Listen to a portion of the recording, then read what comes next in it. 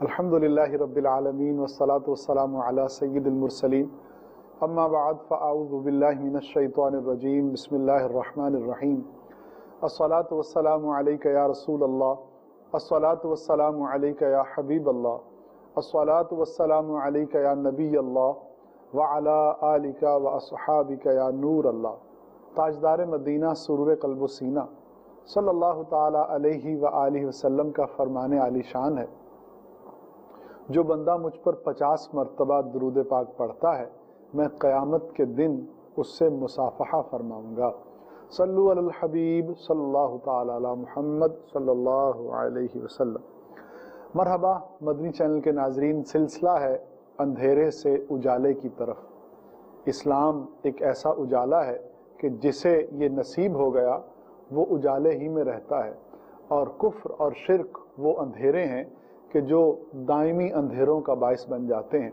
ہمارے سلسلے میں جیسا کہ آپ جانتے ہیں، دین اسلام کی حقانیت اور دین اسلام کو اپنانے کے جو فوائد ہیں وہ مختلف انداز مختلف پہلوؤں سے بیان کیے جاتے ہیں، اور اس سلسلے میں ہمارے ساتھ ہوتے ہیں رئیس دارالفتہ اہل سنت مفتی محمد قاسم عطاری مدظلہ العالی۔ پہلے سوال کی طرف بڑھتے ہیں۔ مفتی صاحب، ہم اکثر سنتے ہیں کہ اسلام جو ہے ایک مکمل ضابطۂ حیات ہے، اور یہ یقیناً ہے بھی، لیکن اگر یہ کہا جائے کہ آپ اسے دلائل سے پروف کریں تو دلائل سے اس چیز کو آپ کیسے پروف کریں گے؟ بسم اللہ الرحمن الرحیم۔ یہ ہمارا ایمان ہے، دعویٰ بھی ہے، ہمارا ایمان بھی ہے کہ اسلام مکمل ضابطۂ حیات ہے۔ ضابطۂ حیات کسے کہتے ہیں؟ زندگی گزارنے کا طریقہ، زندگی گزارنے کا اصول کیا ہے، طریقہ کیا ہے، ضابطہ کیا ہے۔ اور جب ہم کہتے ہیں مکمل ضابطہ حیات تو اس کا مطلب یہ ہوا کہ ہم نے یہ کہا کہ جب جب حیات پائی جائے گی تب تب اسلام کے احکام پائے جائیں گے، جہاں جہاں حیات ہوگی وہاں وہاں اسلام کے احکام ہوں گے۔ اب انسانی حیات کی ابتدا کہاں سے ہوتی ہے؟ انسانی حیات کی ابتدا اس کی پیدائش سے ہے۔ بچہ پیدا ہوتا ہے تو بحیثیت انسان کی دنیا میں وہ آ جاتا ہے، اور وہاں سے لے کر موت تک اس کی ساری زندگی چلتی رہتی ہے۔ اسلام کی جو تعلیمات ہیں، جو اس کے احکام ہیں، وہ بچے کی پیدائش سے شروع نہیں ہوتے، وہ پیدائش سے پہلے سے شروع ہو جاتے ہیں۔ حتیٰ کہ جب اس کی پیدائش کی ابتدائی بنیاد رکھی جاتی ہے، یعنی جب وہ ماں کے پیٹ میں شروع ہوتا ہے، اس سے بھی پہلے دین اسلام نے اس کے متعلق احکام دیے ہیں۔ مثال کے طور پہ شریعت نے، دین اسلام نے یہ حکم دیا کہ انسان شادی کس طرح کی فیملی میں کرے، کس طرح کی لڑکی سے شادی کرے، فیملی بیک گراؤنڈ کیسا ہونا چاہیے، اس لڑکی کے اخلاق، اوصاف، کردار، حسن و جمال میں کن چیزوں کو پریفر کرنا چاہیے۔ یہاں سے اسلام کے احکام شروع ہوتے ہیں۔ تو اب آپ دیکھیں کہ ابھی بچے نے وجود میں آنا ہے، ابھی اس انسان نے وجود میں آنا ہے، سال بعد، 2 سال بعد، 4 سال بعد جب اس نے آنا ہے، لیکن اس سے اتنا پہلے اسلام کے احکام شروع ہو چکے ہیں کہ شادی جو ہے ایسے خاندان میں کی جائے جس خاندان کے اخلاق اچھے ہیں، جن کا کردار اچھا ہے، جن کے اوصاف اچھے ہیں، جن کی زندگی اچھی ہے، جو شرف والا خاندان ہے کہ بچے نے جب پیدا ہونا ہے تو اس کے بعد جو اس کا میل جول ہوگا وہ تو اسی فیملی کے ساتھ ننیال کے اندر ہوتا ہے، تو ننیال کے جو اوصاف، اخلاق، کردار ہے وہ اپنائے گا۔ تو اس نے جو اوصاف، اخلاق، کردار 4 سال بعد، 5 سال بعد، 10 سال بعد اپنانے ہیں، اس سے اتنا عرصہ پہلے ہی اسلام کے احکام اس کے بارے میں شروع ہو گئے۔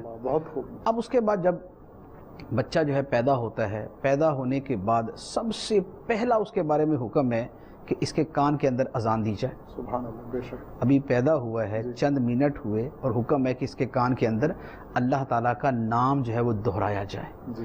اس کے بعد پھر اس کے حوالے سے عقیقہ ہے، پھر اس کے ختنے کے احکام ہیں، پھر اس کے دودھ پلانے کے احکام ہیں، پھر اس کی پرورش کے احکام ہیں، کتنا عرصہ ماں جو ہے وہ اسے دودھ پلائے، کتنے عرصے بعد اسے چھڑانا لازم ہے، اس کی پرورش کے اخراجات کس کے ذمہ ہیں، ماں باپ کے اندر سیپریشن ہو جائے تو کتنا عرصہ وہ ماں کے پاس رہے گا، کتنا عرصہ وہ باپ کے پاس رہے گا۔ پھر اس کو جب اس نے تھوڑا سا بولنے کی طرف وہ آئے گا، تو سب سے پہلے اس کو کیا سکھایا جائے؟ اس کے سامنے لفظ اللہ اللہ اللہ کہا جائے تاکہ پہلا لفظ جو اس کی زبان سے نکلے وہ لفظ اللہ نکلے۔ سبحان اللہ۔ پھر اگر وہ بچہ بیمار ہوتا ہے تو اس کے علاج معالجے کے اخراجات شریعت نے کس کے اوپر لازم کیے ہیں۔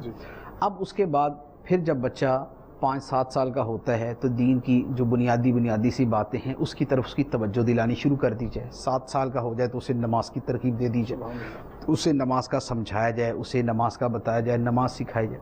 10 سال کا ہو جائے تو پھر اس کی نماز کے اوپر اور زیادہ تاکید کا حکم ہو جاتا ہے۔ اب اس کے بعد پھر اسے سخاوت، حسن اخلاق، ملنساری، مسکراہٹ، پیار، محبت، شفقت، اس طرح کی چیزیں سکھانا شروع کر دی جائیں۔ اور اسلام کہتا ہے کہ باپ کی طرف سے اولاد کے لیے سب سے بڑا تحفہ یہ ہے کہ وہ اس کی اچھی تربیت کرے، اسے اچھا ادب سکھائے، کہ اچھا ادب اور تربیت ہوگی تو وہ بہترین انسان بنے گا، وہ اپنی ذات کے لیے، وہ معاشرے کے لیے بہترین بنے گا۔ پھر اس کے بعد بلوغت سے پہلے کی جو عمر ہے اس کے لیے بھی شریعت کا ایک باقاعدہ نام ہے کہ اس عمر کو جو ہے وہ قریب البلوغت کی عمر کہا جاتا ہے اور اس کے یہ احکام ہیں۔ مراہق کا لفظ اس کے لیے استعمال ہوتا ہے۔ پھر اس کے بعد اب وہ بالغ ہو گیا تو اب اس کے بارے میں دیگر احکام شروع ہو جاتے ہیں، اسلامی فرائض اس کے اوپر لازم ہونا شروع ہو جاتے ہیں۔ یہ تو اس کی زندگی کے ساتھ ساتھ یہ احکام چلتے جاتے ہیں۔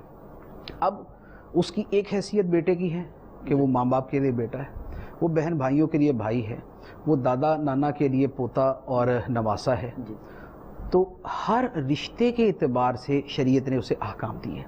ماں باپ کے ساتھ اس کے تعلق کے اعتبار سے یہ احکام ہے، اور رشتہ داروں کے اعتبار سے اسے یہ احکام دیے گئے، جیسے وبالوالدین احسان، والدین کے ساتھ حسن سلوک کرو، وبذی القربى، اور رشتہ داروں کے ساتھ حسن سلوک کرو۔ پھر انسان کسی جگہ رہتا ہے، خواہ بچپن سے لے کر بڑھاپے تک کہیں بھی رہتا ہے، تو عمومی طور پہ اس کے پڑوسی ہوتے ہیں۔ کسی معاشرے کے اندر رہتا ہے، جنگل میں تو نہیں رہتا، معاشرے میں رہتا ہے تو اس کے پڑوسی ہیں۔ پڑوسیوں کی شریعت نے حقوق بیان کیے کہ پڑوسیوں کے یہ حقوق ہیں۔ پھر جس معاشرے میں رہتا ہے بحیثیت مجموعی اس سوسائٹی کے اس کے اوپر جو ذمہ داریاں ہیں شریعت نے اس کے لیے وہ بیان کی ہیں۔ پھر اس کے بعد اگر اس کی شادی ہوتی ہے، اس کے اولاد ہوتی ہے، اب شادی ہوتی ہے تو اس کی بیوی ہے یا بیوی عورت ہے تو اس کا شوہر ہے، اولاد ہوتی ہے تو اس کا باپ یا اس کی ماں بن جاتا ہے۔ تو اب اس کے اعتبار سے حکام ہے، اگر اس کی بیوی ہے تو بیوی کے جو حقوق و فرائض یہ ہیں، اگر اس کی اولاد ہے تو اس کی اولاد کے حقوق و فرائض یہ ہیں۔ پھر وہ اپنی زندگی گزارنے کے لیے اسے زندگی کی ضروریات کو پوری کرنا ہے۔ زندگی کی ضروریات پوری کرنے کے لیے اسے کمانا پڑے گا۔ وہ کمائی جو ہے یا تو وہ نوکری کرے گا یا کاروبار کرے گا، موسٹلی دو ہی صورتیں ہوتی ہیں۔ اگر وہ نوکری کرے گا تو نوکری کا شرعی احکام ہے۔ پھر نوکری کے اندر کبھی وہ ماتحت ہوتا ہے، کبھی وہ افسر بنتا ہے۔ اگر وہ ماتحت ہے تو بڑے کے حوالے سے، سینئر کے حوالے سے کیا احکام، اگر وہ سینئر ہے تو جونیئرز کے حوالے سے اس کے کیا احکام، اگر وہ کاروبار کرتا ہے تو پھر کاروبار کیا احکام ہے۔ پھر کاروبار جیسا کاروبار اس کا کپڑے کا بھی ہو سکتا ہے، کاروبار اس کا سونے کا بھی ہو سکتا ہے، کاروبار اس کا گندم کا بھی ہو سکتا ہے، کام جو ہے وہ اس کی کھیتی باڑی کا بھی ہو سکتا ہے، وہ جانوروں کا بھی بیچنے کا کاروبار ہو سکتا ہے۔ جانوروں کو بیچنے کا کام جدا ہیں، سونا چاندی کے جدا ہیں، کپڑے کے جدا ہیں، بقیہ چیزوں کے جدا ہیں۔ اس کی ایک ایک ڈیٹیل جو ہے وہ قرآن و حدیث کے اندر موجود ہے، جو فقہاء کرام نے پھر ایک خلاصے اور ڈیٹیل کے ساتھ منظم انداز کے اندر ایک سیکوینس کے اندر بیان کر دی۔ اچھا، اب اس کے بعد پھر اس کا تعلق جیسے ایک معاشرے کے ساتھ ہے تو ایک ملک کے ساتھ بھی ہے۔ ملک کے اعتبار سے پھر اس کے قانون کے اعتبار سے وہ کیسے عمل کرے گا، قانون پر عمل کرنے کے کیا احکام ہیں۔ پھر دنیا کے اندر اگر وہ سفر کرتا ہے تو سفر کے اندر ہو سکتا ہے کہ دنیا کے ایک کنارے سے دوسرے کنارے تک چلا جائے، وہاں جائے جہاں بالکل اجنبی لوگ ہیں۔ اس کے ہم مذہب بھی ہو سکتے ہیں، دوسرے مذہب والے بھی ہو سکتے ہیں۔ ہم مذہب والے ہیں اس کے اعتبار سے جدا احکام ہے، دوسرے مذہب والے ہیں ان کے اعتبار سے جدا احکام ہے۔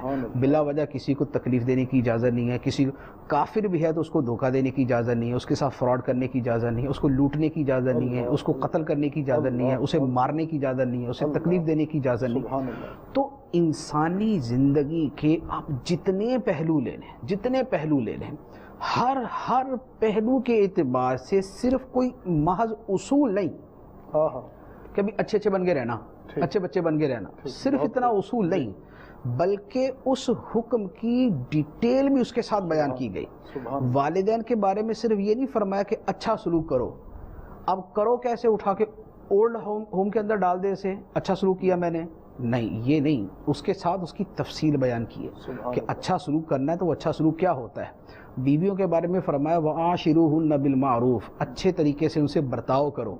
اب اچھے طریقے سے برتاؤ کرنا کیا ہے تو اب اس کے لیے اس کو وقت کتنا دے، اسے کھانے کیسا مہیا کرے، اسے پہناوا کیسا دے، اسے رہائش کیسی دے، رہائش کے اندر اس کی حیثیت کیا ہے، اس عورت کی حیثیت کیا ہے، کس اعتبار سے اس نے دینے ہیں، یہ ساری کی ساری ڈیٹیل دی ہے۔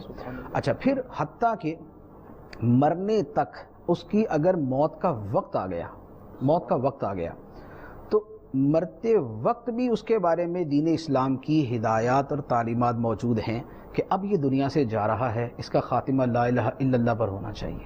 یہ فوت ہو گیا، اب فوت ہونے کے بعد اس کے غسل کے، اس کے کفن کے، اس کے دفن کے احکام موجود ہے، اس کی قبر کے احکام موجود ہے۔ اس کی قبر کے بارے میں یہ حکم ہے کہ 200 سال بھی گزر جائیں اس کی قبر ادھیڑنی نہیں ہے، اکھیڑنی نہیں ہے، اسے جناب وہ کھولنا نہیں ہے، بلکہ اس کی حرمت کو باقی رکھا گیا ہے۔ پھر اس کے بعد اب وہ دنیا سے چلا گیا تو اب اس کے مال کا کیا کرنا ہے، اس کا مال کیسے تقسیم کیا جائے گا، جو اس نے وصیت کی ہے اس پر بھی عمل ہوگا، جو اس پر قرضے ہیں وہ بھی ادا کیے جائیں گے، جو اس کے رشتہ دار ہیں، جو اس کے ورثہ بنتے ہیں ان میں بھی مال تقسیم کیا جائے گا۔ تو یوں آپ جتنے بھی معاملات لے لیں، ایک انسانی زندگی کے جتنے بھی پہلو ہو سکتے ہیں ان کے اعتبار سے اسلامی تعلیمات موجود ہیں۔ پھر کچھ وہ چیزیں ہیں کہ جن کے بارے میں ہم اگر یہ پوچھیں کہ بھئی مثال کے طور پہ اگر ایک انسان ڈاکٹر ہے تو شریعت دین اسلام کیا کہتا ہے اس کے بارے میں، ایک اگر انجینئر ہے تو دین اسلام اس کے بارے میں کیا کہتا ہے، ایک سائنٹسٹ ہے تو دین اسلام اس کے بارے میں کیا کہتا ہے۔ تو دیکھیں یہاں پر بہت سی پروفیشنل چیزیں آ جاتی ہیں، جب تک کوئی چیز شریعت کے خلاف نہیں ہے شریعت اسے منع نہیں کرتی، لیکن اس کے ساتھ ایک اخلاقی تعلیمات جوڑ دیتی ہے۔ ڈاکٹر ہے تو ڈاکٹر ہی بنے، کسائی نہ بنے، ٹھیک۔ انجینئر ہے تو وہ انجینئر ہی رہے، وہ مہلک ایجادات کرنے والا نہ بنے۔ اگر وہ کوئی اور اس طرح کے کام کرتا ہے تو وہ کسی دوسرے کی ایذا کا باعث نہ بنے، دوسروں کی تکلیف کا باعث نہ بنے، دوسرے کی ہلاکت اور تباہی کا باعث نہ بنے۔ تو گویا انسانی زندگی کے جملہ پہلو، خواہ وہ ذاتی ہیں کہ محض اس کی ذات سے متعلق ہے، یا وہ دوسروں سے متعلق ہیں، وہ اس کے جسم سے متعلق ہیں، یا وہ اس کے مال سے متعلق ہیں، ایک ایک چیز پر دین اسلام کے احکام موجود ہیں۔ یہ جو میں جملہ عرض کر رہا ہوں اس کے بارے میں اگر میں یہ عرض کروں کہ مثال کے طور پہ اگر اس کے بارے میں کوئی 1000 سوال بھی جیسے ہم سے پوچھے کہ اچھا ٹھیک ہے جی اسلام کی فلاں چیز کے بارے میں کیا تعلیمات ہے، میں اس کے بارے میں عرض کر دوں گا کہ اسلام کی اس کے بارے میں یہ تعلیم، فلاں چیز کے بارے میں کیا تعلیم ہے، اسلام کی اس کے بارے میں یہ تعلیم۔ تو اب یہ جس نے دین اسلام کو پڑھا ہے وہ یہ سمجھتا ہے اور وہ یہ جانتا ہے کہ اسلام کی تعلیمات ہر چیز کے بارے میں موجود ہیں، اور یہی چیز اور یہی تفصیل جو ہے یہ ثبوت ہے اس چیز کا کہ دین اسلام مکمل ضابطہ حیات ہے۔ سبحان اللہ۔ مدنی چینل کے ناظرین، انسان جس بھی حیثیت میں ہو اسلام نے اسے تنہا نہیں چھوڑا بلکہ اس کی رہنمائی کی ہے۔ معاملات اندرونی ہوں یا بیرونی ہوں، ظاہری ہوں یا باطنی ہوں، تنہائی کے ہوں یا مجمع کے ہوں، انفرادی زندگی ہو یا اجتماعی زندگی ہو، بچپن ہو یا بڑھاپا ہو، آپ زندگی جس حیثیت سے بھی جی رہے ہیں اور جہاں بھی جی رہے ہیں اسلام آپ کی رہنمائی کے لیے موجود ہے۔ اللہ سبحانہ و تعالیٰ نے ہمیں ایسا دین عطا فرمایا ہے کہ جو ہماری پیدائش سے پہلے کے معاملات پر بھی نظر رکھتا ہے، اور اگر ہم اس دنیا سے چلے جائیں تو اس کے بعد بھی وہ دین ہمیں رہنمائی فراہم کرتا ہے۔ سبحان اللہ۔ مدنی چینل کے ناظرین، یہ ہے دین اسلام، اور یہ ہے دین اسلام کا مکمل ہونا اور اس کا ایک مکمل ضابطہ حیات ہونا۔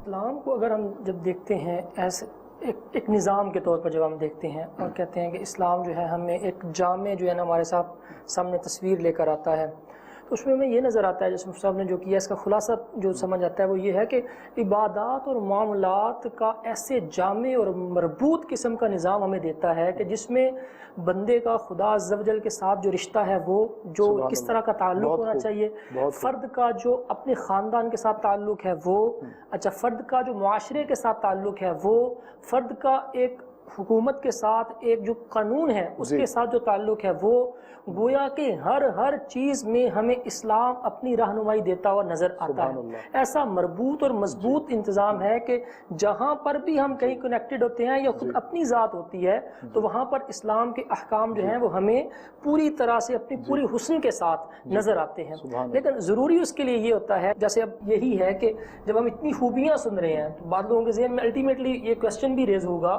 کہ دیکھیں دیکھیں جی ہم تو مسلمان ہی ہیں، ہمیں تو اتنی پریشانیاں ہوتی ہیں، یا یہ اتنے سارے مسلمان ہیں، یہ دیکھیں یہ کیا کر رہے ہیں، تو اس کا جواب تو سب یہی بنے گا نا کہ اس کو اسلام کو اپنے اوپر نافذ کرنے کی ضرورت ہے، یا اس کے احکامات سے جو ہدایت ہے وہ لینے کی ضرورت ہے، یا علماء سے جا کر پوچھنے کی ضرورت ہے کہ میں یہ معاملہ اپنی سوچ سے کر رہا ہوں۔ تو اگر اسلام ہمیں اس بارے میں کیا کہتا ہے، جب ہم اس نظام کو اور اس اسلام کو اور اس اپنے دین کو جو اللہ تبارک و تعالیٰ نے ہمیں اتنی بڑی نعمت دی ہے اس سے جا کر پوچھیں گے، اپنے مسائل کا حل لیں گے، تو پھر یہ ساری کی ساری خوبیاں جو ہیں وہ ہمیں نظر بھی آئیں گی اور ہم اس پر عمل کرنے والے بھی بنیں گے۔ جی سبحان اللہ۔ صحیح کہا آپ نے کہ جو لوگوں کی پریشانی ہے اس میں اکثر و بیشتر صورتیں وہ ہوتی ہیں کہ جہاں پر ان کو پریشانی اس وجہ سے نہیں آئی کہ انہوں نے اسلام پر عمل کیا، ٹھیک، اس وجہ سے آئی کہ نہیں عمل کیا۔ اللہ، بہت مثال کے طور پہ اسلام کا حکم ہے کہ اولاد کی اچھی تربیت کرو۔ جی، اب ایک آدمی صرف یہ بولتا ہے جی میرا بچہ مسلمان ہے، تربیت اچھی کی نہیں۔ جی، اب اگر اس کا بچہ بگڑ گیا اور وہ اس کے لیے باعث آزار بن گیا اور مستقل اس کے لیے اذیت ناک جو ہے اس نے شکل دھار لی، تو اب یہ قصور کس کا ہے کہ اس نے اسلامی حکم تربیت پر عمل کیا یا نہیں کیا؟ جی، نہیں کیے گا انجام یہ ہوتا ہے۔ ایک تاجر ہے، اسے اسلام کا حکم ہے کہ وہ تجارت کے اندر قسمیں نہ کھائے، دھوکہ نہ دے اور ملاوٹ نہ کرے۔ اب اگر کوئی اس کے الٹ کرتا ہے اور اس کے بعد اس کی دکان کا کوئی گاہک جو ہے وہ رخ ہی نہیں کرتا، تو اب بتائیے کہ اس کا جو نقصان ہے اور وہ جو پریشان ہے وہ اسلام کے حکم پر عمل کرنے کی وجہ سے یا نہ کرنے کی وجہ سے؟ اکثر و بیشتر صورتوں میں یہی ہوتا ہے، اکثر و بیشتر صورتوں میں یہی ہوتا ہے۔ اسلام کا حکم ہے رمضان کے مہینے میں روزے رکھیں۔ جی، ایک آدمی روزے رکھتا ہے، ایک آدمی روزے نہیں رکھتا۔ اب روزے نہیں رکھتا تو جو اس کے بدن کو بھی ضرورت ہوتی ہے کہ کچھ تو معدے کو آرام دے دیں آپ، جی، اگر وہ نہیں دے رہا اور اس کے ساتھ خرابیاں آ رہی ہیں تو کس وجہ سے؟ اسلام کے حکم پر عمل کرنے کی وجہ سے، نہ کرنے کی وجہ سے۔ اچھا پھر اگر وہ روزے رکھ رہا پھر بھی بیمار ہے، جی، روزے رکھ رہا پھر بھی پیٹ خراب ہے، سر میں درد ہے، تو اس لیے نہیں کہ اس نے روزہ رکھا، اس لیے کہ وہ جو ابتدا و انتہا کی ہے وہ اس نے بڑی زبردست کی ہے جی، کہ ساری میں ڈٹ کے کھایا، افطار کے اندر پوری کسریں پوری کرنے کی کوشش کی، تو جہاں اس کی اپنی غلطی شروع ہوئی وہیں اس کی پریشانی شروع ہوئی۔ جی، جہاں تک وہ اسلام کے حکم پہ عمل کر رہا تھا وہاں تک وہ عافیت کے اندر سبحان تھا۔ اللہ۔ تو اکثر و بیشتر معاملات وہی ہیں کہ جہاں پر پریشانی عمل نہ کرنے کی وجہ سے آتی ہے، دین اسلام کے حکم پر عمل کرنے کی وجہ سے پریشانی نہیں آتی۔ اگر بعض جگہ آتی ہے تو پھر اس کے پیچھے اور ایک حکمتوں کا سمندر ہے، پھر وہ دوسری چیزیں شروع ہو جاتی کہ کسی جگہ اللہ تعالیٰ بندے کا امتحان لیتا ہے، آزمایا جاتا ہے، اسے دیکھا جاتا ہے کہ یہ آزمائش میں بھی پورا اترتا ہے یا نہیں، یا میٹھا میٹھا ہی اس کو پسند ہے، اور جو تھوڑا سا اس کے نازک مزاج کے برخلاف ہو وہاں پر آ کے یہ ہاتھ کھڑے کر دیتا کہ میں اس حکم پہ عمل نہیں کر سکتا، تو جو آزمائشوں کا سلسلہ وہ بھی ساتھ چلتا ہے۔ تو وہاں پر اور حکمتیں ہیں، لیکن موسٹلی یہی ہوتا ہے، اکثر و بیشتر یہی ہوتا ہے کہ حکم پر عمل کریں تو فائدہ ہی فائدہ ہے، نہ کرے تو نقصان ہوتا ہے۔ گویا کہ اسلام جو ہے وہ پھر انسانیت کے لیے، اپنے معاشرے کے لیے، ہمارے جو افراد ہیں معاشرے کے، ان کے لیے ایک رحمت ہے، سبحان اللہ، بے ایک شک، ایسی جامع رحمت ہے کہ ہم اس رحمت کی طرف جب بھی رجوع کریں گے، جب بھی اس کی طرف جائیں گے، جب بھی اس پر عمل کریں گے تو ہمیں اس رحمت کا حصہ ملے گا۔ تقریباً ہمارے جتنے بھی معاشرتی مسائل ہوتے ہیں، ایک معاشرے میں جو مسائل ہوتے ہیں، ان میں جو 100% کہہ لیں آپ کہ جو پرابلمز کی جڑ ہوتی ہے وہ اسلام پر عمل نہ کرنا ہوتا ہے۔ جو گھریلو جھگڑے ہوتے ہیں ان کی جڑ کیا ہوتی ہے کہ وہ جو ہمارا دین متین ہمیں اس موقع پر جو احکام دے رہا ہوتا ہے ہم ان پر عمل نہیں کر رہے ہوتے۔ تو جب اسلام جامعیت کے ساتھ، اپنی رحمت کے ساتھ ہمارے پاس موجود ہے، ہم اس کی طرف جب رجوع کریں تو انشاءاللہ عز و جل ہمیں اس کا حل بھی ملے گا، ہماری پریشانیاں بھی دور ہوئی اور بہت سارے اس کے علاوہ اس کے فوائد بھی حاصل ہوں گے۔ تو اگر آج معاشرہ چاہتا ہے یا فرد ایک چاہتا ہے، یعنی جتنی حد تک ہم اس رحمت سے حصہ لیں، اس جامع نظام کے جو ہے وہ اپنی ہدایات اس سے لیں، تو اتنی حد تک ہم جو ہے وہ انشاءاللہ عز و جل اپنے معاملات بہتر کرنے میں اور فوائد حاصل کرنے میں کامیاب ہو جائیں گے۔ اچھا یہاں مفتی صاحب تھوڑا سا میں پیچھے جانا چاہوں گا۔ ضابطۂ حیات پر بات ہوئی، پھر یہ بات ہوئی کہ جس بھی حیثیت میں مسلمان ہے اسلام اس کی رہنمائی کرتا ہے۔ اچھا اب کیا یہ اسلام ہی کا خاصہ ہے کہ اسلام ہی مکمل ضابطۂ حیات ہے جو انسان کو زندگی کے ہر پہلو پر رہنمائی عطا فرماتا ہے، تو کیا اسلام کے علاوہ اور دیگر مذاہب میں یہ مکمل ضابطہ حیات والی بات نہیں ہے؟ اگر یہ درست ہے تو کیسے؟ دیکھیں، اس کا تو بڑا آسان سا جواب ہے۔ دین اسلام کی تفصیل تو میں نے عرض کر دی، جی ٹھیک۔ اور اگر ان میں ہر حکم کے حوالے سے آیت حدیث میں اگر بیان کرنا چاہوں تو وہ بھی ساتھ ساتھ بیان ہو سکتی ہے، اور جو مسلمان ہیں، دین سے شغف رکھنے والے ہیں، قرآن حدیث کا مطالعہ کچھ نہ کچھ کرتے رہتے ہیں، دینی بیان سنتے رہتے ہیں، وہ سمجھتے ہیں کہ یہ واقعتاً یہ سارے احکام ہیں۔ اگر عقیقے کا حکم ہے تو اس کے بارے میں بھی احادیث ہیں، اگر وراثت ہے تو قرآن کے اندر اس کی آیتیں ہیں، پڑوسی کے بارے میں ہے تو قرآن اور حدیث میں ہے، ماں باپ کے بارے میں تو قرآن و حدیث میں ہے، اولاد کی اچھی تربیت ہے تو قرآن و حدیث میں ہے۔ تو یہ جو جتنی میں نے چیزیں عرض کی ہیں، اس کے بارے میں دین اسلام کی جو بنیادی سورسز ہیں جہاں سے دین اسلام کی تعلیمات ملتی ہیں، یعنی قرآن اور حدیث، وہاں پر اس کی ساری تفصیلات موجود ہیں۔ اب جہاں تک اس بات کا تعلق ہے کہ بھائی یہ جو تعلیمات ہیں یہ تو دیگر مذاہب کے اندر بھی ہیں، تو یہ کہنا صرف ایک دعویٰ ہے کہ دیگر مذاہب میں بھی یہ ساری تعلیمات موجود ہیں۔ آپ دیگر مذاہب کو پڑھ کے دیکھ لیں، یعنی جن کے لیے پڑھنا بھی جائز ہے، سب کو تو پڑھنا بھی جائز نہیں ہوتا، لیکن جن کو پڑھنا جائز ہے یا جنہوں نے تقابل ادیان کا مطالعہ کیا ہے وہ جانتے ہیں کہ دیگر مذاہب کے اندر کتنی تفصیلات ہیں۔ بعض کے اندر تو صرف چند ایک رولز ہیں، چند ایک رولز، پیار محبت سے رہو، اچھا کرو، بھلا کرو، برا نہ سنو، برا نہ بولو، برا نہ کہو، برا نہ سوچو، اس طرح کے 8-10 اصول ہیں۔ اور ان مذاہب کی جو بنیادی چیزیں ہیں، کتابیں ہیں، اگر ان کو پڑھ لیں تو آپ کو یہی رولز جو ہے نا وہ بار بار ملیں گے۔ یہاں پر میں ایک عرض کر دوں، دیکھیں، ایک ہے آسمانی مذاہب جو اللہ تعالیٰ کے نبی لے کر آئے۔ اللہ تعالیٰ کا نبی جب بھی کوئی دین لے کے آیا وہ دین کامل ہی تھا، کیونکہ اللہ تعالیٰ کے ہر نبی کا دین دین اسلام تھا، اور دین اسلام چونکہ پوری زندگی گزارنے کی تعلیمات دینے آیا تھا، لہذا اس کے اندر ساری ہی تعلیمات تھیں۔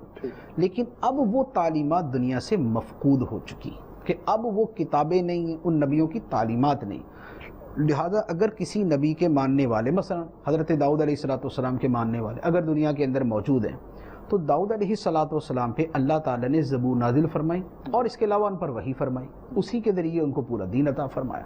لیکن دنیا کے اندر زبور نہیں ملتی۔ داؤد علیہ السلام پر جو وحی کے ذریعے ایک پوری امت کے لیے ان کے لیے احکام نازل ہوئے وہ آج نہیں ملتے۔ اب اگر دنیا میں حضرت داؤد علیہ السلام کی امت کا کوئی فرد موجود ہے تو وہ اپنے دین پر عمل نہیں کر سکتا، کیونکہ اس کے دین کی تعلیمات پوری طرح موجود نہیں۔ اچھا، اسی طرح دیگر مذاہب میں عیسائیت ہے، یہودیت ہے، آپ ان کی کتابوں کا مطالعہ کر لیں، میں نے کیا، مجھے معلوم ہے کہ ان کے اندر کیا تفصیلات ہیں۔ جو تفصیلات میں نے آپ کو اسلام کے بارے میں عرض کی ہیں، واللہ باللہ تعالیٰ ہرگز یہ ان کتابوں میں نہیں ہے۔ اس میں ایک حصے کے اندر قوانین اور تاریخ کا بہت زیادہ بیان ہے، تاریخ، نبی، اس کے بعد فلاں نبی، پھر فلاں نبی، اتنے کنبے، اتنے قبیلے، اتنے لشکر، اتنے بڑے لشکر، یہ تاریخ، اور یہ بھی اللہ تعالیٰ کی طرف سے ہی تفصیل ہے یا اس میں ڈال دی گئی ہے، یہ ایک جدا بات ہے، کیونکہ ہمیں نہیں پتا کہ یہ تفصیلات اور یہ خاندانوں کا پورا سسٹم جو بیان کیا گیا اتنی ڈیٹیل کے ساتھ اللہ تعالیٰ نے ہی نازل کیا یا بعد والوں نے اس کے اندر رائٹنگ میں شامل کر دیا۔ اچھا، دوسرا جو آپ کو ملے گا اس کے اندر آپ کو بہت مجمل تعلیمات ملیں گی، ڈیٹیل نہیں ملے گی، جبکہ اللہ تعالیٰ کا جو نبی دنیا میں تشریف لایا اس نے اپنی امت کو سارا کچھ ہی بتایا ہوگا، کیونکہ آخر اس ہر انسان جو بھی دنیا سے گزرے، جو بھی قومیں دنیا سے گزری ہیں، وہ کاروبار تو کرتی تھی، تو یہ تو نہیں ہو سکتا کہ اللہ تعالیٰ نے ان قوموں کے لیے کاروبار کا حکم ہی کوئی نہیں دیا تھا کہ تم جیسے مرضی کاروبار کر لینا، ایسا نہیں، اللہ تعالیٰ کے نبی نے تعلیمات دی ہوں گی، حلال و حرام ہر شریعت کے اندر موجود تھا، حلال و حرام ہر شریعت میں موجود، حتیٰ کہ حضرت آدم علیہ السلام کے جب تشریف لائے حلال و حرام اس کے اندر بھی موجود تھا۔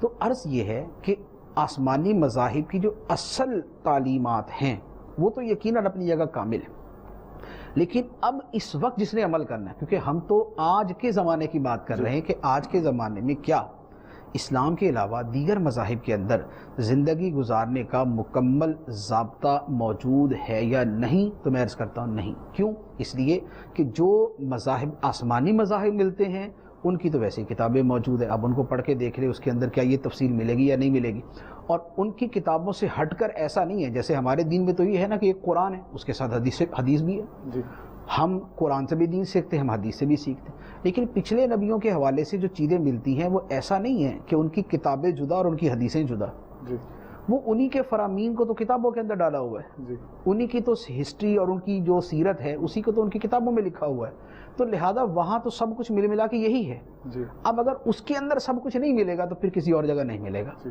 اچھا، اب اس کے علاوہ دیگر مذاہب جو آسمانی نہیں، ان غیر آسمانی مذاہب میں بعض تو ایسے ہیں کہ جن میں لے دے کے وہ 6 باتیں بیان کی ہیں، کسی میں 8 باتیں بیان کی ہیں، اس کا اس سے تعلق، اس کا اس سے تعلق، اس کا اس سے تعلق، وہ 6-7 تعلقات ہیں جن کے بارے میں بات کی گئی۔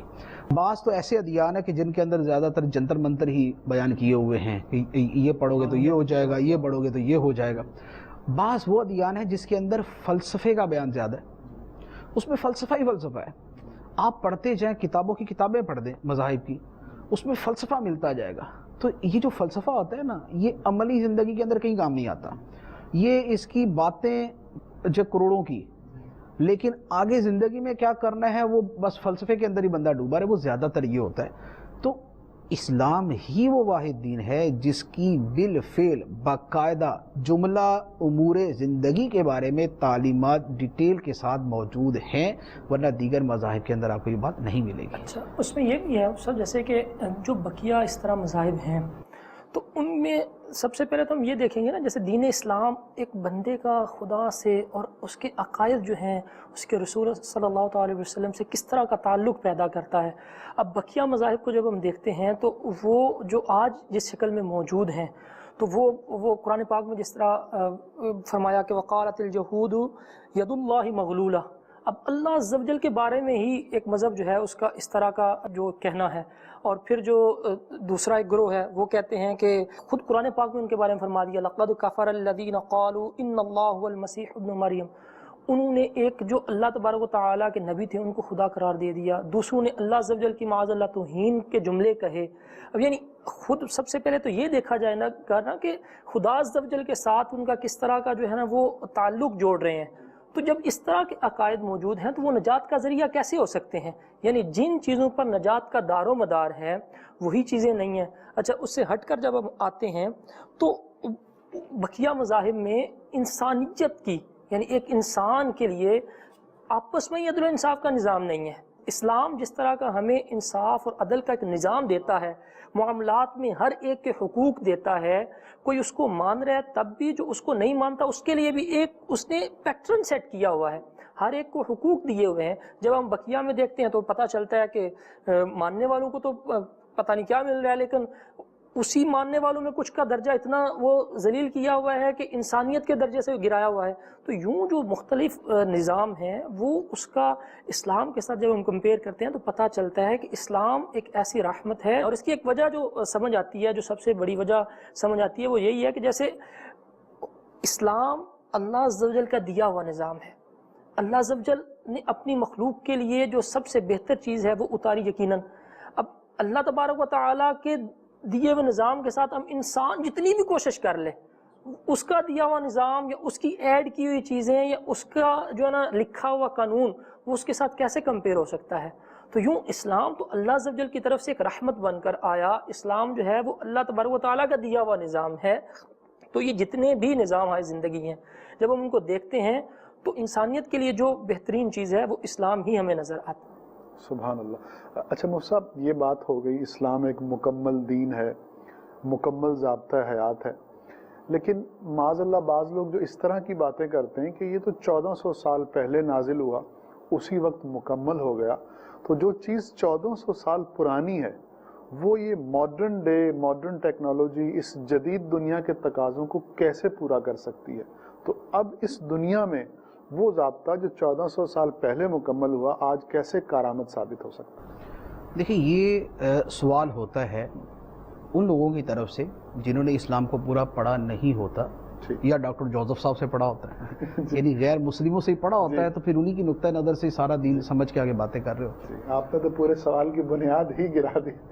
تو اچھا، اب اس میں عرض یہ ہے، دیکھیں دین کی جو تعلیمات ہیں، آپ اس کے پہلے اگر آپ اس کی کوئی حد بندی کر لیں کہ دین اسلام جو ہے وہ اگر اس کی تعلیمات کو اتنے شعبوں میں جو ہے وہ ڈیوائیڈ کیا جائے، پھر ان شعبوں کی تعلیمات کو آپ دیکھ کر بتا دیں کہ اس میں کون سی چیز ہے جو 1400 سال پہلے تو کارآمد تھی، آج کے زمانے میں کارآمد نہیں۔ بہت خوب۔ ٹھیک، اب دینی جو تعلیمات ہیں، اسلامی جو تعلیمات ہیں، اس کے اندر عقائد آتے ہیں. جی کائنات کا خالق کون ہے، اس خالق کی صفات کیا ہیں، اس خالق نے اس کائنات کی ہدایت کے لیے کیا طریقہ جو ہے اس نے چلایا، کیا طریقہ اس نے چلایا، پسند فرمایا، اس نے اپنے نبیوں کو کیا تعلیمات دے کے بھیجا، اس کا فرشتوں کا نظام کیا ہے، اس کا کائنات کا نظام کیا ہے.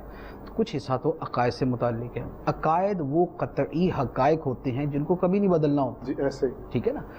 جیسے یہ حقیقت ہے کہ ہم زمین پہ ہی رہتے ہیں، جی مریخ پہ نہیں رہتے. 1400 اب ایسا تو نہیں ہو سکتا، اور آج بھی ایسا تو نہیں ہو سکتا کہ آج سے 2000 سال پہلے بولے یا 2000 سال ہو گئے ادھر ہی رہتے ہوئے، چلو کہیں اور چلتے ہیں. ایسا نہیں. کچھ ہوتے قطعی حقائق. قطعی حقائق کے اندر کبھی کوئی تبدیلی نہیں ہوتی. یونیورسل ٹروتھ جنہیں کہا جاتا ہے. ٹھیک ہے نا. تو اسے تو ساری دنیا ہی مانتی ہے کہ اس کے اندر تبدیلی نہیں ہوگی. کائنات کو کوئی بنانے والا ہے.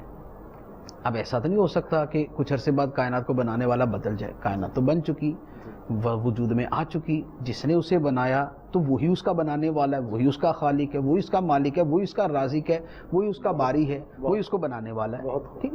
تو یہ تو ہیں وہ قطعی حقائق جنہیں عقائد کہا جاتا ہے، جس کے اندر کسی قسم کا تغیر و تبدل عقل ہی تسلیم نہیں کرتی کہ اس میں ہو.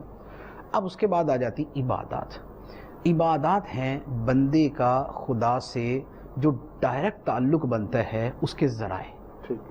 ہمارے دین کے اندر اس کے لیے نماز ہے، روزہ ہے، حج ہے، زکوٰۃ ہے، تلاوت ہے، ذکر اللہ ہے، درود پاک ہے، جنہیں ڈائریکٹ عبادت ہم کہتے ہیں.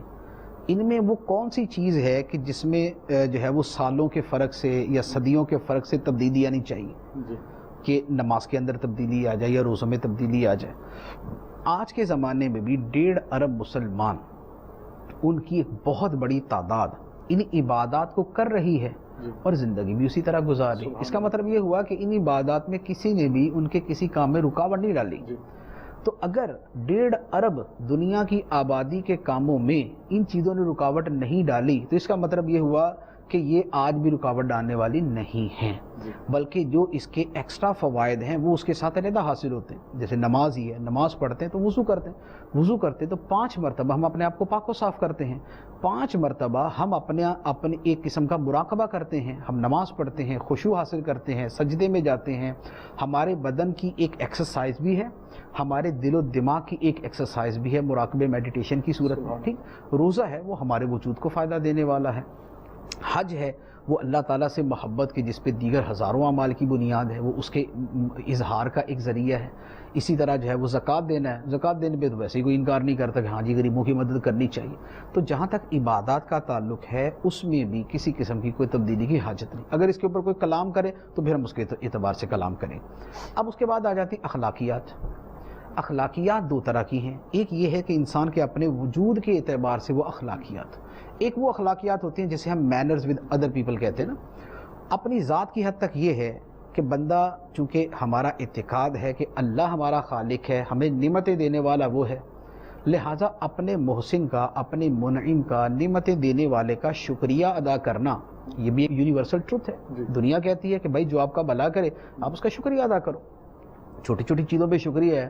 ایک آدمی نے پانی بنا کے آپ کو نہیں دیا، کسی کولر سے ڈال کے آپ کو دیا، آپ بولتے تھینک یو، شکریہ. تو اگر اس کا شکریہ ہے تو جس نے یہ پانی پیدا کیا اس خدا کا بھی شکریہ ہونا چاہیے. تو کچھ وہ ہیں جس کی بندے کی ذات سے تعلق ہے. اچھا مصیبت آئے تو واویلا کرنا، ساری دنیا کہتی ہے شور مچانے کا فائدہ نہیں ہوگا، قوت برداشت ہونی چاہیے، صبر اسی کا تو نام ہے. اچھا اسی طرح اللہ تعالیٰ پہ توکل، تو جس کو خالق مانا، مالک مانا، جس کو مسبب الاسباب مانا. جب مسبب الاسباب مانا ہے تو اس کی فرع یہ ہے کہ اسی پہ بھروسہ بھی کیا جائے، اسباب کو پیدا کرنے والا وہ ہے.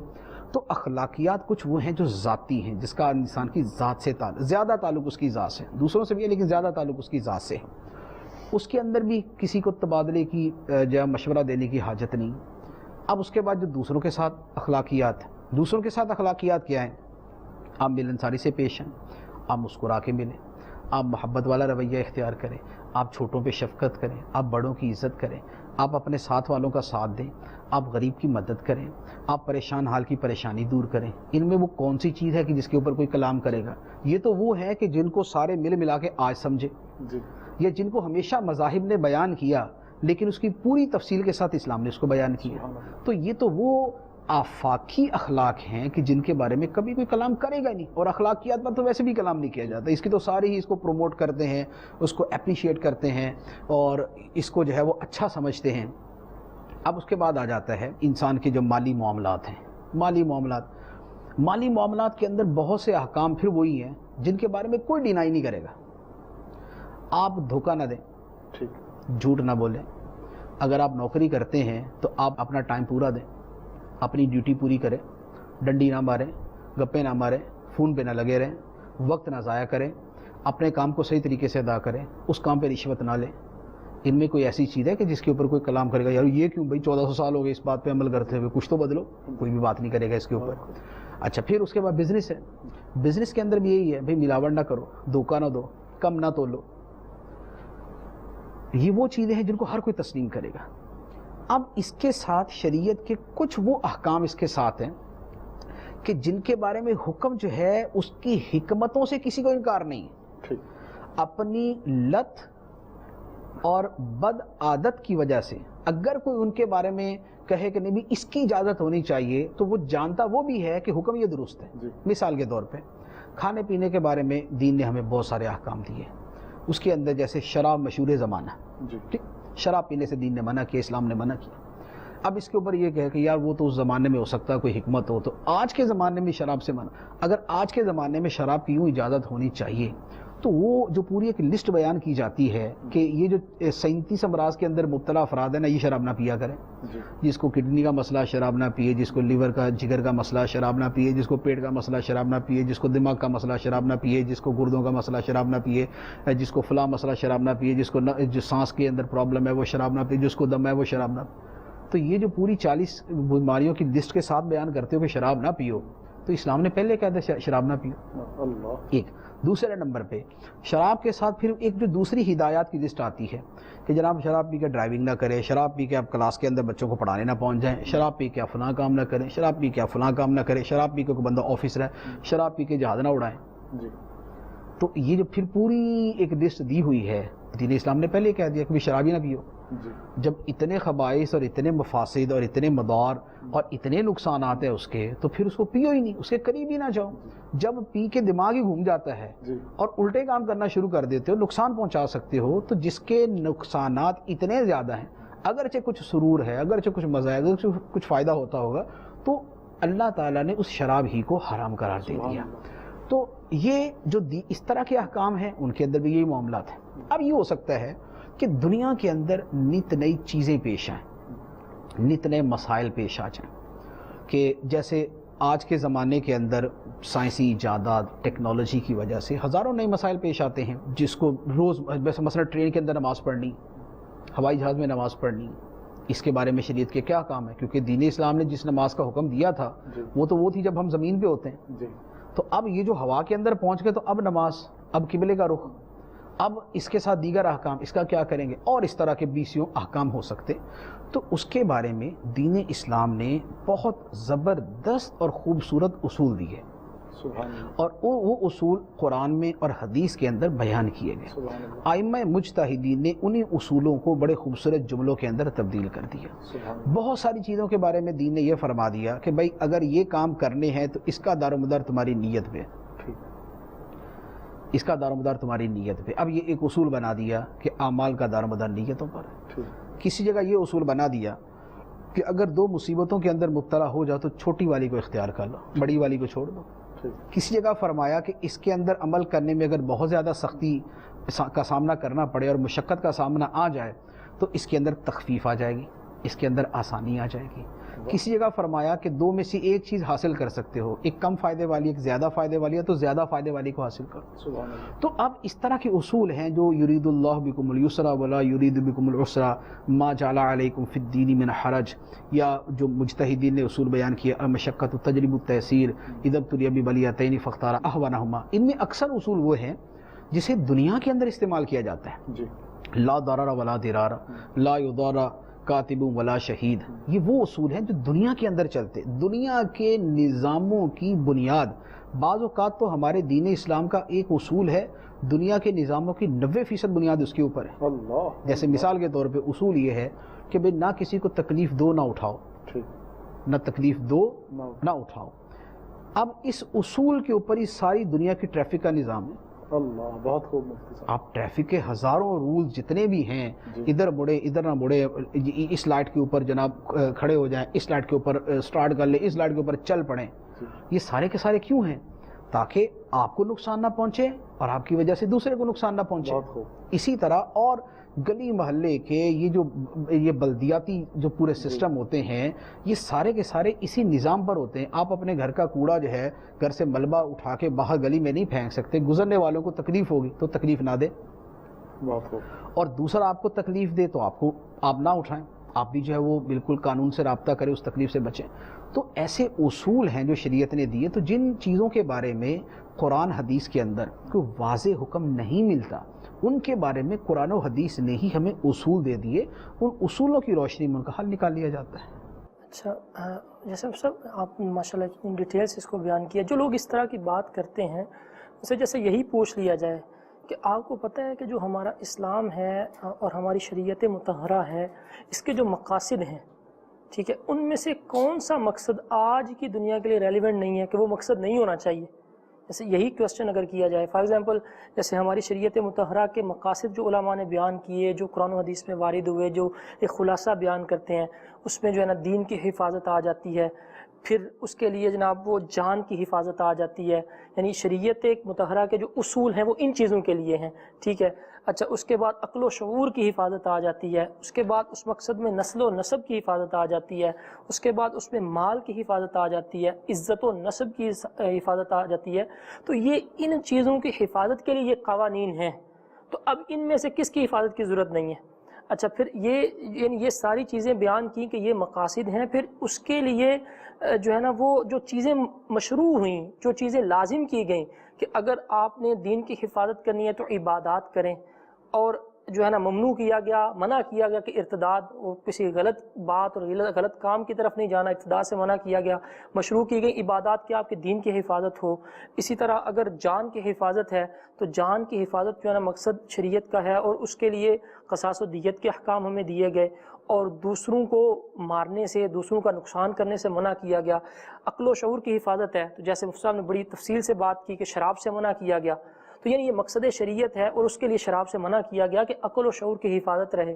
اچھا، پھر نسل اور نسب کی حفاظت ہے، اس کے لیے نکاح مشروع کیا گیا، زنا سے منع کیا گیا. اچھا، مال کی حفاظت ہے تو اس کے لیے جو خرید و فروخت ہے اس کو جائز قرار دیا گیا. کسی کا مال چوری کرنے سے، دھوکہ دہی سے، غصب سے، ربا سے منع کیا گیا. اسی طرح عزت نفس جو ہے اس کی حفاظت ہے، تو غیبت اور عیب جوئی سے منع کیا گیا. تو ان میں سے کون سی چیز ہے جو آج کی دنیا کے لیے قابل عمل نہیں ہے یا ریلیونٹ نہیں ہے؟ جب ہم مقاصد کو دیکھتے ہیں تو ہمیں پتہ یہ چلتا ہے کہ یہ ساری چیزیں تو آج بھی اتنی ہی قابل عمل ہیں جتنی 1400 سال پہلے تھیں. تو اب اصل میں یہ ہے کہ عمل کرنے والے بنے، یا ان چیزوں کو سمجھنے والے بنے. جب مقاصد شریعت کو ہم دیکھتے ہیں، جب اسلام کے قوانین کو اور اصولوں کو دیکھتے ہیں، تو ہمیں پتہ یہ چلتا ہے کہ یہ سارے ہماری حفاظت کے لیے اور ہمیں کامیابی دلانے کے لیے ہیں. ضرورت اس بات کی ہے کہ ہم ان پر عمل کرنے والے بن جائیں. اچھا مصعب، اب تھوڑا سا آگے بڑھتے ہیں.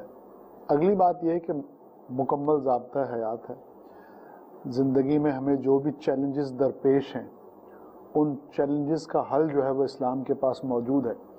لیکن کبھی کبھی اجتہاد کی بھی ضرورت پڑتی ہے. نئے جو پیش آمدہ مسائل ہیں ان کے حوالے سے رہنمائی بھی چاہیے ہوتی ہے. اب کہا یہ جاتا ہے کہ 4 امام آ چکے اور انہوں نے جو ہے وہ اجتہاد فرما کے مسائل کو واضح فرما دیا. اب ان کے بعد کسی اور 5ویں امام کی ضرورت نہیں، اور اگر کوئی ایسا کرتا ہے تو اس کو اس چیز کی اجازت نہیں. تو اس مسئلے کی ذرا آپ وضاحت فرما دیجیے. دیکھیں، یہاں پر 2 چیزیں ہیں. یہ جو کہا جاتا ہے نا کہ 4 اماموں کے بعد اب کسی کو اجتہاد کرنے کی اجازت نہیں، تو یہ جملہ اس طرح نہیں ہے. یہ جملہ ایسے نہیں ہے. اصل میں یوں ہے، اجتہاد 2 طرح کا ہے.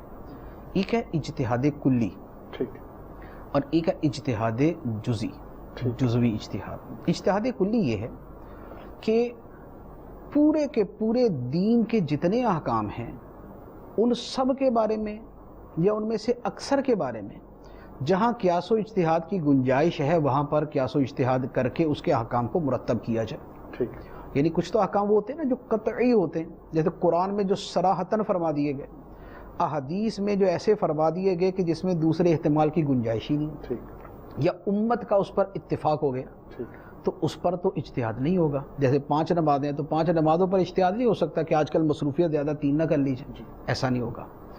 قرآن و حدیث کے جو منسوس اور غیر مؤول، غیر ناقابل تعویل احکام ہیں، ان کے اندر تو ویسے ہی اجتہاد نہیں ہوتا۔ اس کے بعد جن پر امت کا اجماع ہو گیا ان میں بھی اجتہاد نہیں ہوتا۔ اس کے بعد بھی جو احکام ہیں وہ بھی ہزاروں کے اندر ہیں، وہ اجتہادی احکام بھی ہزاروں کے اندر ہیں۔ اب ایک اجتہاد تو یہ ہے کہ جتنے بھی احکام ہیں، نماز کے مسائل سے لے کر وراثت تک، تمام کے تمام احکام کے اندر اجتہاد کیا جائے اور اس کے نئے نئے جو ضوابط اور جزئیات بنتے ہیں وہ بیان کیے جائیں۔ یہ اجتہاد اب بند ہے۔ جو یہ کہا جاتا ہے کہ اجتہاد کا دروازہ بند ہو گیا، اس کا مطلب یہی ہے کہ اجتہاد کلی کا دروازہ بند ہو گیا، اور اس کی حکمت ہے، اس کی وجہ ہے۔ وجہ اور حکمت کیا ہے؟ وجہ اور حکمت یہ ہے کہ ائمہ مجتہدین نے اجتہاد کر کے دین کے تمام مسائل کی جو بنیادیں ہیں وہ سب کی سب منضبط کر دی، مرتب کر دی، اور امت کے اندر وہ سب اجتہاد پھیل چکے ہیں۔ امت کے طبقات اب اس کے اوپر عمل کر رہے ہیں۔ اب اگر کوئی 5ویں صاحب تشریف لاتے ہیں اور وہ بولتے جی مجھے بھی اجتہاد کی اجازت دی جائے، ٹھیک، اور ان کو اگر اجتہاد کی اجازت ملتی ہے اور وہ نئے سرے سے سارے کرتے ہیں، تو یہ جو چاروں آئمہ نے بیان کر دیا وہ اس سے کہیں باہر نہیں جائیں گے۔ وہ 4 چیزیں ادھر سے لیں گے، 4 اس امام سے، 4 اس امام سے، 4 اس امام سے لے کر ہی کچھ کریں گے۔ لیکن نتیجہ کیا ہوگا؟ نتیجہ یہ ہوگا کہ اولاً تو اب کسی نئے مذہب کو پذیرائی نہیں ملے گی، امت کے اندر افتراق و انتشار کا ایک سبب بن جائے گا، ایک نئی جو ہے وہ ایک جنگ شروع ہو جائے گی، اور ایک نئے سرے سے جو ہے نا وہ لوگوں کے اندر آپس کے اندر دوریاں پیدا ہونا شروع ہو جائیں گی۔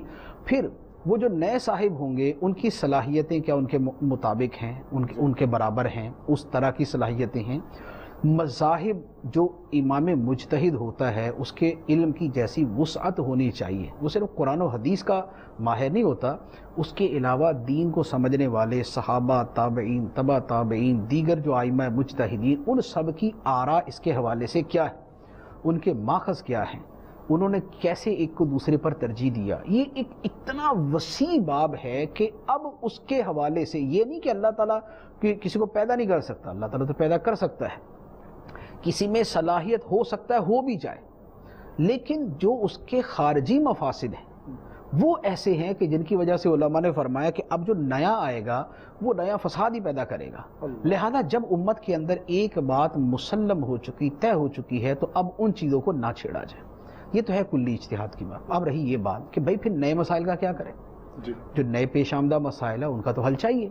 اس کے لیے دوسری صورت ہے، وہ ہے جزوی اجتہاد۔ جزوی اجتہاد یہ ہے کہ مثال کے طور پہ کوئی ایسا مسئلہ سامنے آ گیا کہ ایسی کنڈیشن سامنے آ گئی جس کے بارے میں ہمیں چاروں اماموں میں سے یا ان کے علاوہ جو ائمہ مجتہدین ہیں ان میں سے کسی کا ہمیں کوئی قول ہی نہیں ملتا، کوئی اس کی تحقیق ہی نہیں ملتی کہ اس کسی نے کچھ بیان کیا ہو، یا کوئی بات تو بیان کی گئی ہے لیکن آج کے زمانے میں اس پر عمل انتہائی مشکل ہو چکا، زمانے کے تقاضے اس کے حوالے سے بالکل بدل چکے اور اب اس پر عمل کرنا تقریباً ناممکن ہے۔ تو ایسی صورت میں علماء نے فرمایا کہ پھر جزوی اجتہاد کیا جائے۔ جزوی اجتہاد سے مراد یہ ہے کہ پرٹیکولرلی بطور خاص اس ایک مسئلے کے اوپر غور و فکر کیا جائے، اس کے بارے میں قرآن و حدیث کے بیان کردہ اصول اور امت نے جن اصولوں پر اتفاق کیا ہے ان کی روشنی کے اندر ان پر غور و فکر کیا جائے اور اس کا جواب نکالا جائے، اور یہ الحمدللہ اب بھی ہوتا ہے اور یہ ہمیشہ جاری رہے گا۔ ابھی بھی دنیا کے اندر ایک نہیں، مجلس فقہی کے نام سے، مجلس تحقیقات شرعیہ کے نام سے، مجلس تحقیقات کے نام سے، مختلف ناموں سے عرب دنیا کے اندر اور اس کی بنی ہوئی ہیں، عجم کی دنیا میں اور بنی ہوئی ہیں۔ جیسے آپ اس کی مثال لے لیں، بینکنگ کا نظام نیا ہے، اسلام کے ابتدائی زمانے کے اندر بینکنگ کا سسٹم نہیں تھا، اب بینکنگ کا نظام پوری دنیا میں پھیلا ہوا، پوری دنیا کا نظام اسی کے اوپر چلتا ہے، لیکن چونکہ یہ نظام سود پہ چلتا ہے، اس کا اکثر و بیشتر حصہ سود پہ چلتا ہے، جو دیگر اس کے ایگریمنٹس ہیں اور جو اس کا طریقہ کار ہے اس کے اندر بھی بہت زیادہ شریعت کی اصطلاح میں جسے عقود فاسدہ کہتے ہیں، یعنی ناجائز طریقہ کار جسے کہتے ہیں وہ ہے. تو اب اس کا متبادل چاہیے. تو ائمہ مجتہدین نے تو ان کے زمانے میں بینک ہی نہیں تھے، تو انہوں نے بینک کے بارے میں کچھ بھی نہیں کہا ہوا. تو اب یہ ایک ایسا نیا اور اتنا بڑے وسیع پیمانے کا مسئلہ پیش آیا. تو آپ دیکھیں کہ کیا اس پر علماء نے کام نہیں کیا؟ سبحان اللہ، کیا اور خوب کیا. کیا بینکنگ، اسلامک بینکنگ کے اوپر دنیا بھر کے اندر علماء نے کام نہیں کیا؟ عرب دنیا نے اس کا انیشیٹو لیا، پھر اس کے بعد عجم کے اندر اس کے اوپر کام ہوا. اب ایک بہت بڑا اس بینکنگ کا حصہ ہے کہ جہاں پر غیر اسلامی بینکنگ کے مقابلے میں جو اسلامی بینکنگ ہے اس کا متبادل جو ہے وہ بیان کیا گیا، اور اس کے اندر دن بدن بہتری آ رہی ہے. ان تحقیقات سے ایک کرتا ہے، دوسرے کو اس سے اختلاف ہوتا ہے تو وہ اس کا متبادل پیش کرتا ہے کہ بھئی اگر یہ اصول نہیں چل سکتا تو پھر آپ اس کی جگہ یہ والا لے کے آئیں. تو ایک بینکنگ کا سسٹم ہی آپ کے سامنے اتنا بڑا ہے کہ اگر اتنے بڑے نظام کا متبادل پیش کیا گیا ہے تو اسے اجتہاد نہیں کہتے تو کیا کہتے ہیں؟ اجتہادی تو ہے. تو اس کا مطلب یہ ہوا کہ جو جزوی اجتہاد ہے اس کا دروازہ بند نہیں ہوا. علماء اس پر کام کرتے ہیں، اس پہ بڑی بڑی ضخیم کتابیں، بڑے اس کے اوپر ضخیم کام کیے گئے. عرب دنیا کی تجارت کے اوپر کتاب ہے، اتنی موٹی کتاب ہے وہ، یعنی 20-25 جلدوں کے اندر وہ کتاب ہے جس میں تجارت کے جو جدید شرعی احکام ہیں انہی کے اوپر کلام کیا گیا. اسی طرح اردو زبان کے اندر بھی جو تجارت کے یا دیگر امور کے بارے میں جو جدید مسائل ہیں ان کے شرعی احکام بیان کیے گئے. آپ نے بڑی ڈیٹیل کے ساتھ یہ جو ہے نا وہ پچھلے آنسر میں بھی اور اس میں بھی جو ہے نا اسلام کی جو خوبی بیان کی اور اجتہاد کا جو ہمیں ایک واضح احکام بتائے. اس میں آپ نے بتایا کہ جب دو جو ہیں وہ مصیبتیں ہوں تو اس میں کم والی اختیار کریں، یا جہاں پر آسانی مل رہی ہو، فائدہ زیادہ مل رہا ہو تو اس کو حاصل کریں. تو کیا ہم خود ہی یہ سارا کچھ کر لیں، یا خود ہی ہمیں اجازت ہے کہ ہم اجتہاد کریں اور یہ سارا کچھ کر لیں؟ دیکھیں، جب کسی کام کے کرنے کا کہا جائے تو اس کا مطلب یہی ہوتا ہے کہ اس کے متعلقہ ماہرین کریں. مثال کے طور پہ کسی کو کینسر ہوا اور اس کے بارے میں اگر ہم یہ کہیں گے کہ اس کا آپریشن ہونا چاہیے تو وہ بولے ٹھیک ہے، پھر میرے گھر میں چھری ہے، کینچی بھی ہے، میں خود ہی کر لوں گا. تو اس کا یہ مطلب تو نہیں ہوگا. جب کسی چیز کے بارے میں کہا جاتا ہے اس کا مطلب یہی ہوتا ہے کہ اس کے ماہرین کریں. اب اجتہاد ایک بہت بڑی بات ہے. اب اگر ہم ایک عام جملہ بولیں یار ملک کے اندر قانون سازی کی ضرورت ہے، تو اب میرے محلے کے 4 لڑکے اٹھ کے بیٹھ جائیں کہ چلو یار مل جل کے قانون سازی کرتے ہیں. وہ جو ہے نا وہ کہہ رہے تھے کہ قانون سازی کرنی چاہیے، تو بھائی تمہیں تھوڑی کرنی چاہیے، قانون سازی کرنا جن کا کام ہے وہی کریں گے. اسی طرح جب ہم اجتہاد کی بات کرتے ہیں کہ نئے مسائل میں جہاں مشقت ہے، جہاں بہت زیادہ جو ہے وہ پرابلم ہے، تو وہاں پر اجتہاد ہونا چاہیے. تو اس کا مطلب یہ نہیں ہوتا کہ وہی تھڑے کے بیٹھے ہوئے 4 لڑکے اٹھ کے بولے کہ ہم اجتہاد کرنا شروع کر دیں گے. اس کا مطلب یہ ہوا کہ جن میں اجتہاد کی صلاحیت ہے وہ اجتہاد کریں. اب اجتہاد کی صلاحیت کن کے اندر ہے؟ جنہوں نے قرآن کو حقیقتاً بغور سمجھ کے پڑھا ہے، جنہوں نے احادیث کو حقیقتاً سمجھ کے بغور پڑھا ہے، جنہوں نے ائمہ مجتہدین کے اصولوں کو پڑھا ہے، جو مقاصد شریعت کو جانتے ہیں، جو حکمت شرعیہ کو جانتے ہیں، جو اپنے زمانے کے تقاضوں کو سمجھتے ہیں. جب یہ ساری چیزیں ہوں گی تو ان کے بعد ایک بندہ اجتہاد کرے گا نا. یہ تو ایک بڑی معقول سی شرائط ہیں جو میں نے عرض کی ہیں کہ بھائی جس نے دین کے اندر اجتہاد کرنا ہے تو اسے دین تو آنا چاہیے نا. دین کے اندر اجتہاد کرنا ہے تو دین تو آنا چاہیے. اب دین کہاں سے آئے گا؟ قرآن سے آئے گا، حدیث سے آئے گا. قرآن اور حدیث پر جن علماء نے غور و فکر کیا ہے، انہوں نے جو اخذ کیا ہے اس سے آئے گا. دین کے پورے سسٹم کو سمجھنے سے آئے گا، جسے مقاصد شرع کہتے ہیں، حکمت شریعہ کہتے ہیں. پھر اپنے زمانے کے تقاضوں کو، ضرورت کو سمجھنے کے بعد ہی اس کے اندر اجتہاد کیا جائے گا. تو یہ پورے ایک رولز ہیں یا شرائط ہیں جنہیں آپ کہہ سکتے ہیں، شرائط ہیں جس کو یہ سب چیزیں حاصل ہیں وہی دین کے اندر اجتہاد کر سکتا ہے. زیادہ جزوی اجتہاد آج بھی ہو سکتا ہے لیکن کریں گے وہی جن کے اندر اجتہاد کی صلاحیتیں پائی جائیں گی. سبحان اللہ. جس کا کام اسی کو ساجے. ہاں جی، جب آپریشن کی ضرورت ہو تو ڈاکٹر ہی کرے گا. محلے کا کوئی ایرا غیرہ نتو خیرہ کھڑا ہو کے یہ کہے کہ میں آپریشن کرتا ہوں تو آپ اس کو اجازت نہیں دیں گے. ایسے ہی جب اجتہاد کی ضرورت ہو تو ہر شخص اس جزوی اجتہاد کی طرف نہیں آ سکتا، بلکہ وہ افراد جو اس کام کے لیے مختص ہیں، جنہیں قرآن و حدیث کا علم ہے، جو عربی زبان سے واقف ہیں، جو قرآن کریم اور شریعت کے مقاصد کو سمجھتے ہیں، جو علماء میں اٹھ بیٹھ کر انہی سے پڑھ کر اب دین کی خدمت کر رہے ہیں، وہی لوگ ہی اس خدمت کو بھی سر انجام دیں گے. اللہ سبحانہ و تعالی ہمیں دین اسلام کو صحیح طرح سے سمجھ کر اس پر عمل کرنے کی توفیق عطا فرمائے۔ انشاءاللہ العزیز دوبارہ اگلے سلسلے کے ساتھ حاضر ہوں گے۔ صلو علی الحبیب صلی اللہ تعالی علی محمد صلی اللہ علیہ وسلم۔